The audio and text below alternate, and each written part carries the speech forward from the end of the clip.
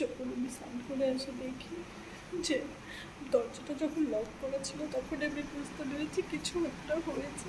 তারপরে যখন এখানে আসি দেখি পুরো আলমারির জামা কাপড় সব বের করে ফেলে, কিছু গয়না ছিল সেগুলো মানে নিয়ে ব্যালকনি দিয়ে চলে গেছে। জাস্ট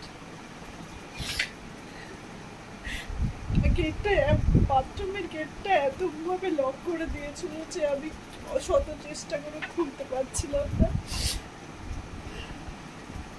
দেখো তোমরা কি অবস্থা,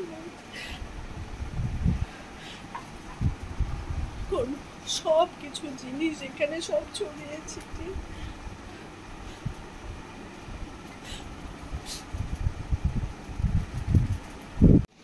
লকারে যত বাক্স ছিল ফোন, সব শাড়ি টাড়ি সব বের করে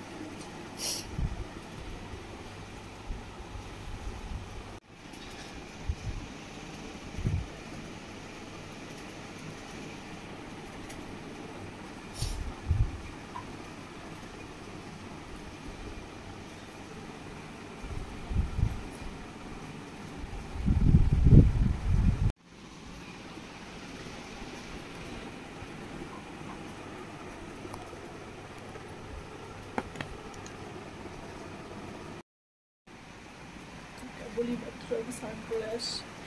দেখো এখানটায় কি অবস্থা, পুরোটা একদম সব কিছু খুলে নিয়ে চলে গেছে। আর আমি এখন কি উত্তর দিব? আমি যখন স্নান করতে যাই তখন আমি দেখতেও পাইনি।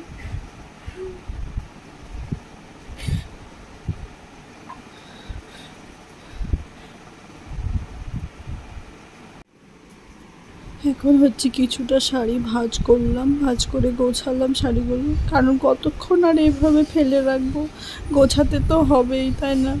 তো কিছুটা গোছানোর পরে ভাবলাম তোমাদের সাথে ভিডিওটা শেয়ার করি, যেহেতু আমার হাজব্যান্ড নেই, ও তো এইসব পছন্দ করে না ভিডিও টিডিও করা। যাই হোক, তবুও আমি তোমাদের সাথে শেয়ার করলাম যাতে তোমাদের সাথে তোমরা সতর্ক থাকো, যাতে তোমাদের সাথে এরকম কিছু না হয়। মানে 15 থেকে 20-30 মিনিটের মধ্যে সব কিছু নিয়ে, মানে যা ছিল এখানে মোটামুটি, শুধু লকারটা খুলতে পারিনি, লকারের চাবিটা অন্য কোথাও রাখা ছিল আর ওই চাবিটা এর সাথে লাগানো ছিল, তার জন্য লকারটা খুলতে পারিনি। আর আমার ব্যাগের মধ্যেও যে কটা টাকা ছিল সব টাকায় নিয়ে গেছে। টাকাতে এমন কিছু ছিল না,